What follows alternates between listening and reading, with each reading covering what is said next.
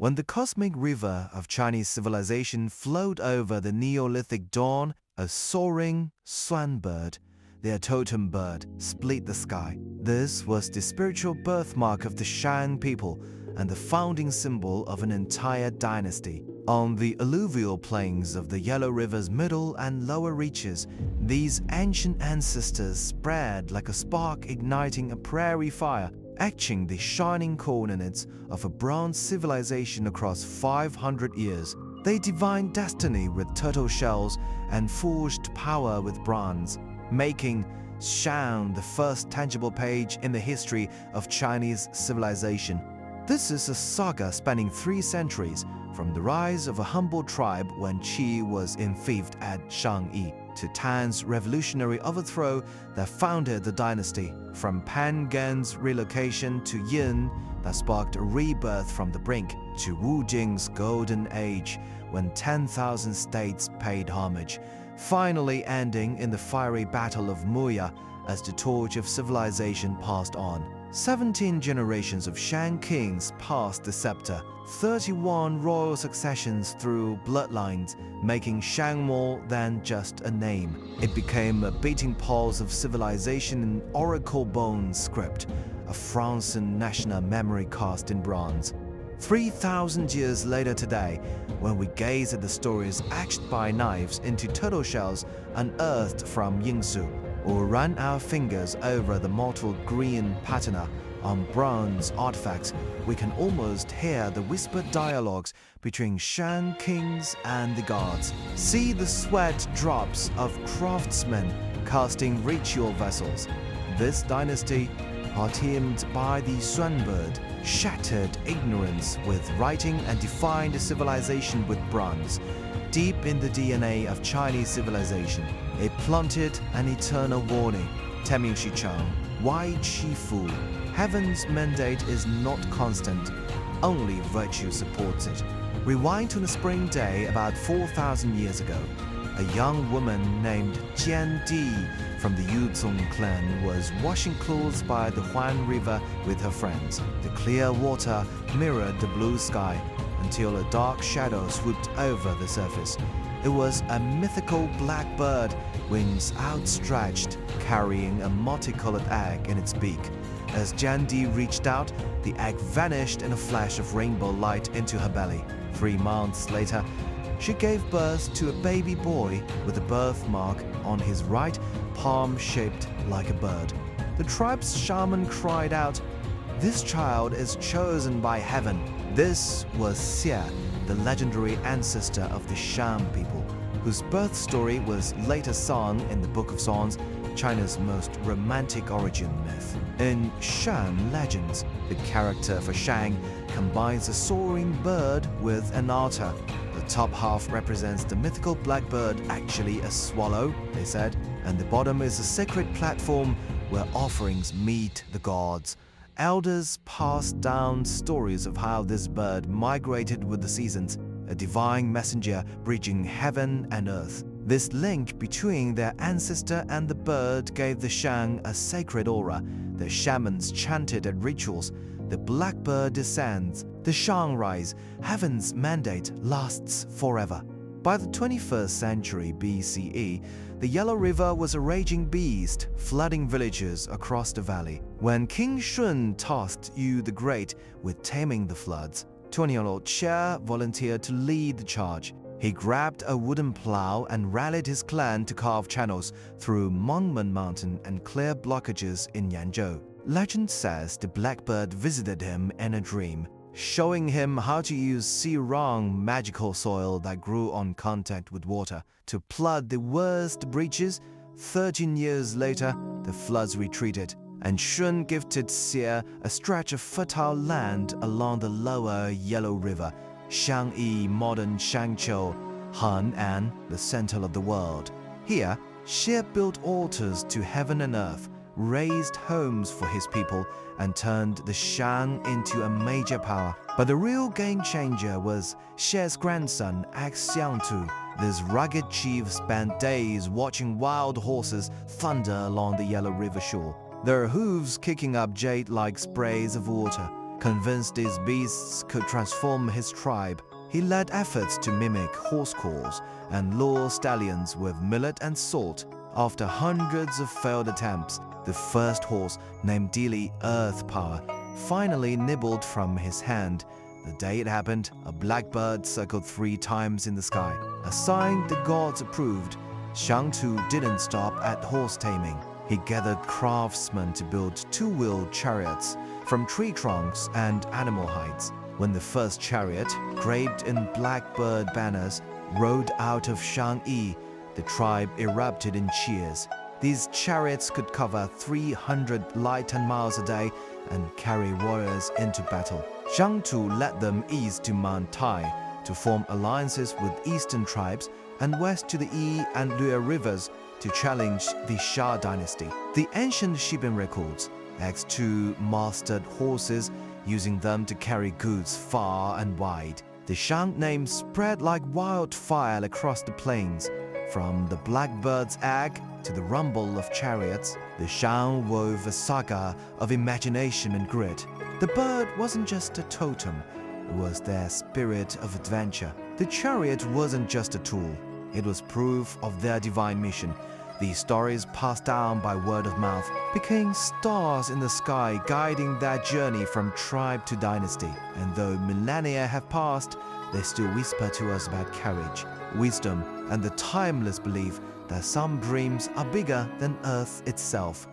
When Wang Hai, the 6th-generation descendant of Xie, took the tribal scepter, the smoke from the Shang clan's hearts had curled over the lowest plateau of Shanqiu for over 300 years. Standing 9 feet tall, with brow bones like chiseled stone, he wore a blackbird jade pendant carved from Mount Tai Chalcedony at his waist. The brown speckles on its beak weren't patterns, but dried blood from Shang tu's conquest of the Dongyi tribes. Rubbing its smooth curve, Wang Hai often heard ancestors whisper on the wind. The Shang's borders lie beyond every horizon. Wang Hai's revolution began with catastrophe. When the Yellow River breached its banks, muddy waves smashed through Shangyi's wooden palisades, turning half the millet fields into swamps. He clenched a ball of silt studded with roots, mud oozing between his fingers like the earth's blood. Make the land obey. He led his people to terrace high ground, dragging bone plows to carve straight furrows, planting millet in north-facing ridges to catch the sun and drain floodwater. To tame wild oxen, he built a thatched shelter in the corral, living with the herd for 3 months until he could mimic a cow's low moo. The day a cow named Dili Earth Strength licked millet from his palm, the old shaman spilled sacrificial wine onto the ground where her hooves stood, and the next day, tiny blue flowers bloomed there, said to be seeds dropped by the blackbird. In the autumn of the 12th year of Emperor Xi's reign, as the first gold touched Shangyi's plane trees, Wang Hai's summons echoed through the city. 30 ox carts lined the gates, wheels carved with blackbirds mid-flight, carriages wrapped in oiled cowhide, seams stuffed with rainproof flags. He fastened a Tang Geng bronze nose ring cast from a single ingot, its center set with a South China seashell, onto the lead ox, Zhong North, until Yan Mountain stands like an iron screen between heaven and earth, as his bronze dagger etched a blackbird totem into the cartwood. A drop of his blood mixed with sawdust, slanting on the ring like a totem, clutching a crimson star. The caravan traveled 30 li daily, leaving blackbird banners and stone cans as markers. Among the Tufan tribe, Wang Hai traded 5 carts of millet for wool weaving techniques at the Hebor tribe. He swapped bronze wine vessels for western regions, grape seeds wrapped in damp sheepskin. By the time they reached the Yue clan's stockade on the Hutuo River, the carts carried agate beads, yak tails, and a Tufan blacksmith who volunteered to join. The Yue palisade hung with dried fish heads, and their chief, Chen, couldn't take his eyes off Wang Hai's jade pendant during the feast. On a moonlit night as round as a plate, campfires glowed on Shang warriors' faces. Wang Hai had just swallowed half a bowl of mare's milk wine when Yun Zhao gave a low warning bellow. 3 arrows pierced the tent, thudding into the wooden post behind him, feathers quivering. "Protect the goods!" He drew his dagger, slicing through the stone axe swung at his head. But the Yue soldiers were too many, surrounding the caravan with pine torches. As Wang Hong pulled him toward the ox carts, they tripped over the bronze cauldron. Wang Hai spun to shield his brother, driving his blade into Min Chen's gut as the stone axe split his shoulder. Blood splattered Yun Jiao's eyes. The old ox suddenly reared, goring 2 soldiers with her horns before dragging the broken cart into the night. When Wang Hong staggered back to Shangyi, the jade pendant was split in 2, its crack caked with dark blood, but the Shang did not weep. At Wang Hai's funeral, they smeared ox cart axles with blood and swore. The Shang road is paved with ox cart wheels. 3 years later, 60 carts oiled with Tang resin departed, each manned by 2 warriors, as greased with beef fat. Wang Hong tied the broken pendant to the new lead ox's horn. In the dawn light, the crack looked like a black bird ready to take flight. When they returned to Yue, Min Chen's son knelt with his father's head and the stolen goods. Wang Hong buried the head where the caravan first camped, planting a blackbird banner. This is not vengeance. It's a message. Shang goods are traded, not stolen. From then on, wherever Shang ox carts went, tribes learned to count with shells and seal alliances with contracts. Shangyi's markets filled with Qinghai jade, Jiangnan bamboo, and grassland amber. At dusk, the clink of bronze bells and the jingle of ox bells became the Yellow River's anthem of civilization. A decade after Wang Hai's death, Shangyi's walls rose in brick and stone. Its 4 gates named Blackbird, Plow Ox, Trading Road, and Granary. As twilight fell, children sang, "Blackbird flies, ox cart rolls, Shang traders walk among the stars." They didn't know the chief who fell on the northern plains had become the grain in their carts, the verdigris on ox nose rings, and the blackbird totem every trader touched before setting out, a mark of courage and the birthmark of an empire. 3,000 years later, the character for revolution in Yinwen's oracle bone inscriptions still looks like a bronze knife slicing through the ropes of heaven's mandate. This was China's first dynasty change, but more than that, a civilizational awakening where virtue overthrew tyranny, King Chang's revolution. In 1600 BCE, the wine pool in Xia capital Jinquan reeked of sour rot. Jia, the lost Xiaqing, reclined on an ivory couch, watching slaves fight for cooked meat floating in the pool. This jade-lined wine pool could hold 3,000 people. He even made concubines lie on the edge, feeding him wine with bark ladles. To build his jade terrace with gold pillars and white jade floors, Jia conscripted laborers for a decade. On well walls along the Luo River, carving steel cry out, "When will the sun die? We'd rather perish with you." Commoners would rather die with the sun than endure his cruelty. Meanwhile, in Shangyi modern Shangqiu, twilight echoed with the thud of rammed earth. Tang, chief of the Shang tribe, stepped onto wet mud walls, pointing to ox carts hauling grain. "Look at those axles, all cast from cool new bronze." At his waist, Yi Yin, a former farmer, wore a mulberry wood plowshare now used as a symbol of strategy. When Jia imprisoned and killed Guan Longfeng, the last loyal minister, Xia nobles trembled. Yi Yan held up a pottery shard with the spy report. "Xia's days are numbered. Heaven's mandate should go to the virtuous." Tang's first campaign launched at harvest. When Shang forces reached Jimodern Ningling, they found Jibo whipping Shang children, bringing grain. Tang slashed the whip with a bronze axe. Sacrifice is the state's lifeblood.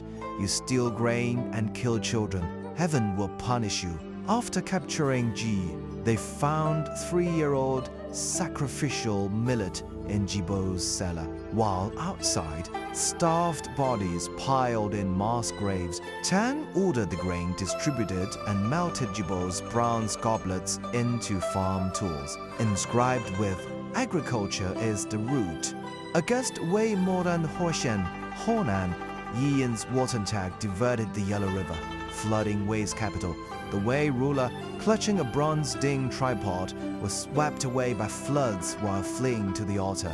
In the Kunmu modern Puyang Honan battle, Shang's improved 2-wheeled chariots, asses sheathed in Kunmu red copper, carriages flying blackbird banners, burst from sand dunes. The jingle of axle bells panicked Kunmu infantry as Shang warriors, wielding sickle-shaped bronze Ji halberds, cut down 300 enemy heads.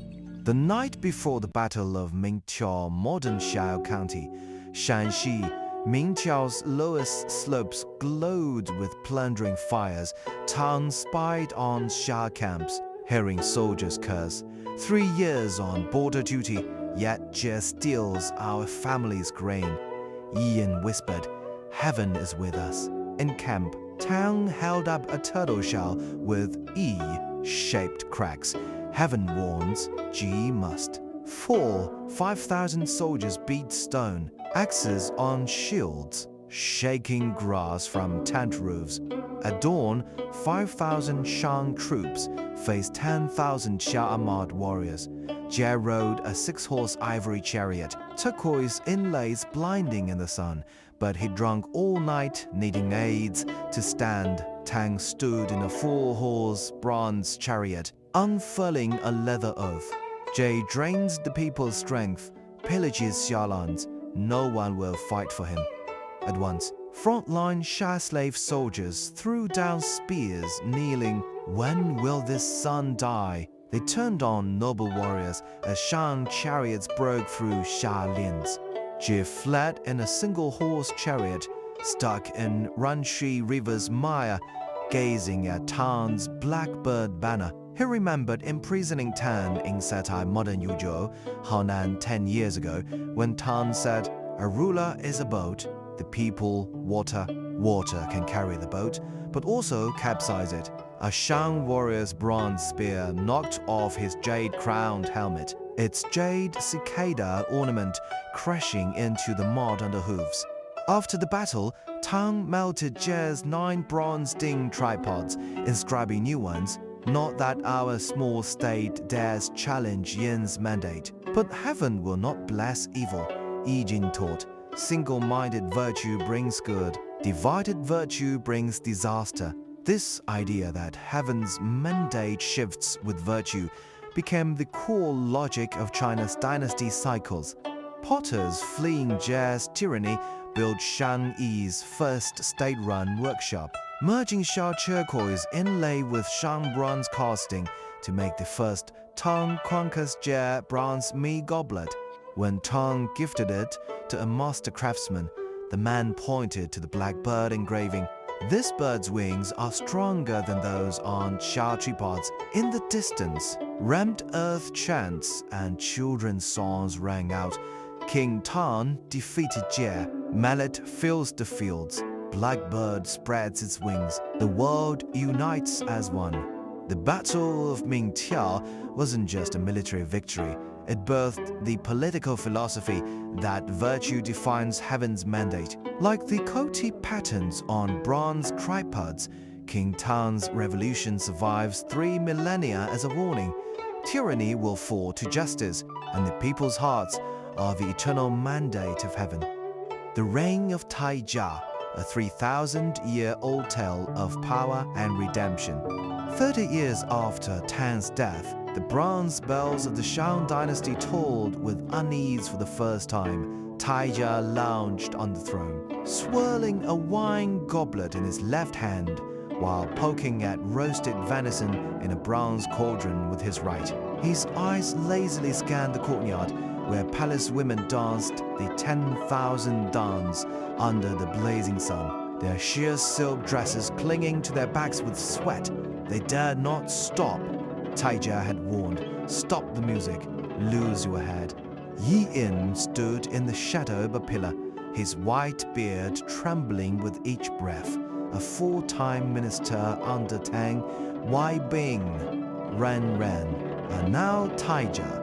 He wore a bronze axe-shaped pendant on his waist, an heirloom from Tang, granting him the power to execute heaven's will.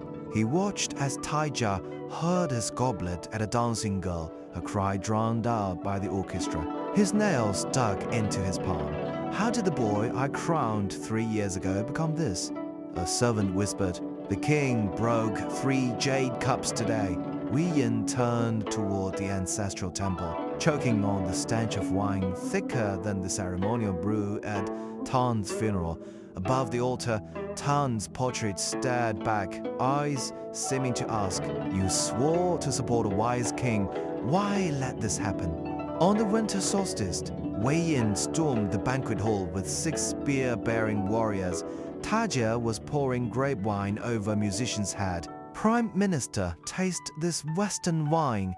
He slurs, snapping his fingers. Inner Yin's voice boomed like a bronze bell, making the ice-filled basin in the corridor ripple. "Have you forgotten King Tang's laws and decrees?" Taija squinted. "Are you rebelling?" Wei Yin unclasped his axe pendant. Blood must atone for this sacrilege.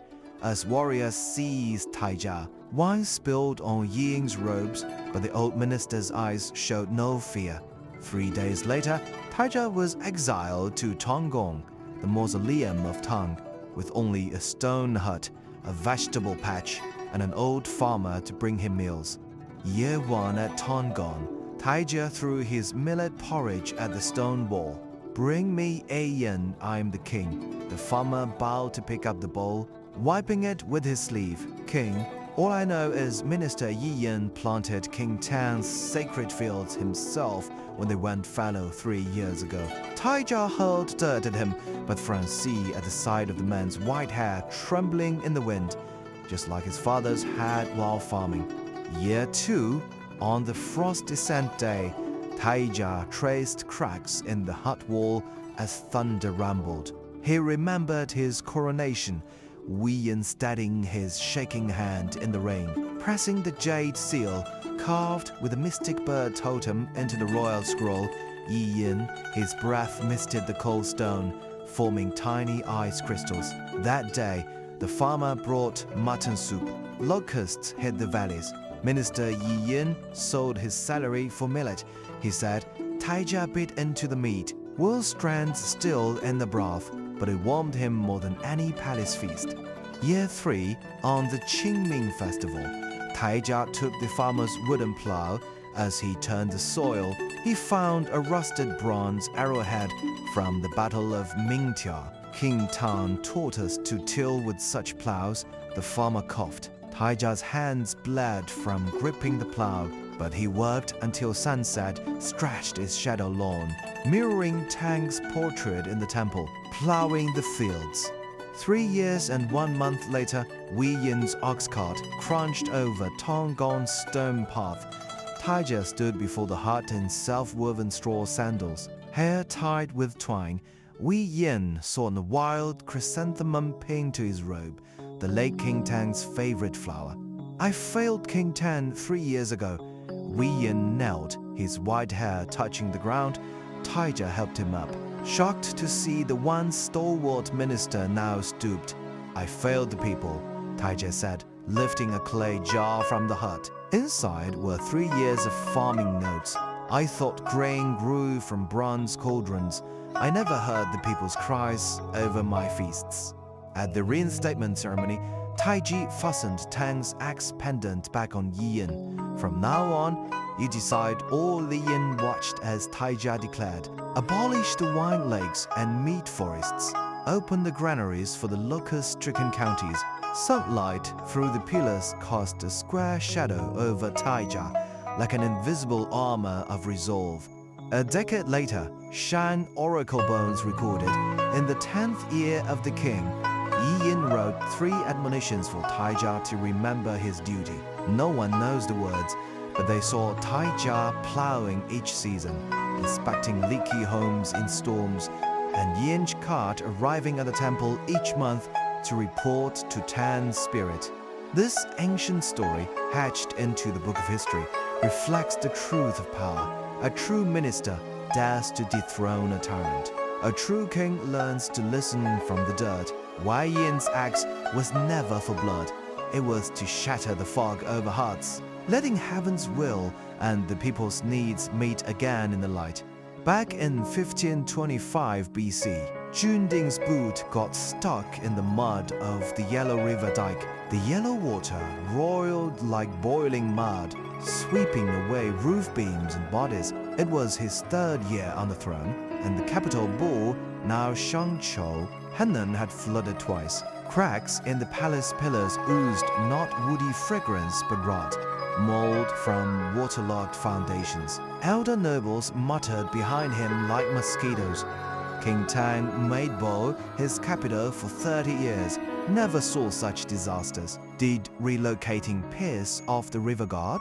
King Tang's brother-to-brother succession rule, meant to avoid child rulers, turned into a Pandora's box by the 3rd generation when Taiwu died. The throne should have gone to eldest son Junding, but brother Warian colluded with priests to forge an oracle bone, saying, "Heaven wills brother succeeds brother." As Warren put on the blood-stained crown, a turtle shell in the royal temple burst, the first thunderclap of the 9 generations of turmoil.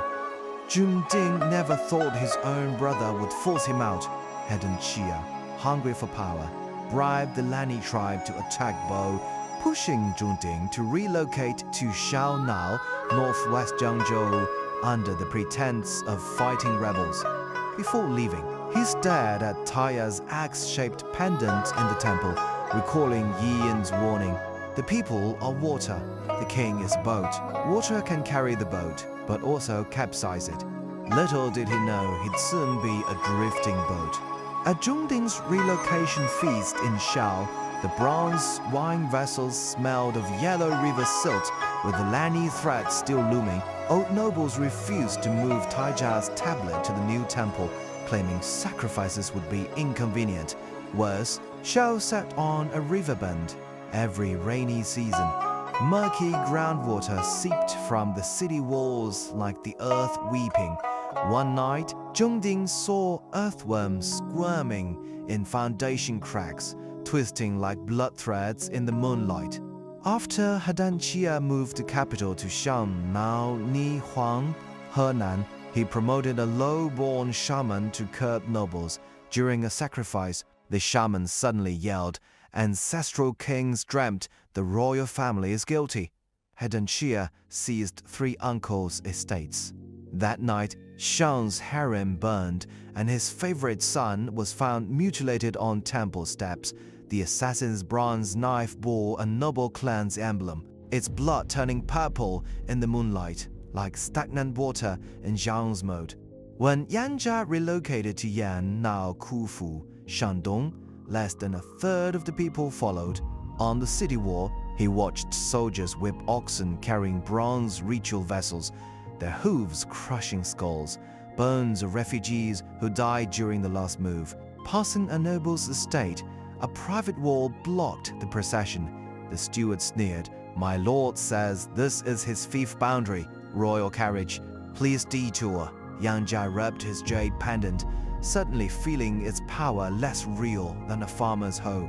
Each relocation, kings thought they'd shake off nobles, but the nobles had rooted themselves like vines. In Binao, Junchan, Shandong, nobles paid diviners to claim disaster in the west to protect their sod pens. In Xing, now Xingta, Hebei, coin makers hoarded copper, sending markets back to barter. Ironically, 6 dethroned kings during the turmoil died on nobles' prayer for harvest platforms, pretty words for bloody human sacrifices. Traditional histories blame relocations on river floods, but oracle bone inscriptions from Yin ruins tell a different story. A 1497 BC inscription says, "The river burst in B. The king ordered Fu Hao to lead the people to fix it, proving floods were manageable." In 1456 BC, the king wanted to move to Geng, but nobles opposed, so he stopped. River god's wrath was just a lie to protect noble fiefs. While kings struggled with floods and moves, nobles feasted on ivory in their mansions, plotting with oracle bones. In 1300 BC, Pan Geng stood on the lowest plateau of Yin, now Anyang, Hanan, watching the Huan River wind like a silver belt. He learned from 9 generations of mistakes, taking 3 steps: cut the route, exiled noble leaders to southern miasma, lands for poor sacrifice conduct, innovate defenses, introduced Xia Dynasty diet tech, building a 30-foot waterproof wall around Ying, rewrite the narrative, had priests carve vast is Yin's land, realize heaven's will on oracle bones, framing the move as divine guidance from the mysterious bird. When nobles cried with ancestral tablets, Pan Geng slammed Taijia's axe pendant on the table. Yan exiled Taijia to Tang Palace for 3 years, then restored him when he repented. "I move you to Yan not to oppress, but to revive Shang." Finally, when Fubai ox carts left deep ruts in Yan, this capital lasted 273 years, becoming the heart of Shang civilization. The 100 years of turmoil faded into blurry king names on oracle bones. On Yin ruins bronzes, Tauti patterns gave way to cautious kui and ring designs, as if nobles learned humility through relocations. The 6 buried capitals along the Yellow River remain like unhealed scars. Warning: power games can change a capital's location, but never the people's hearts.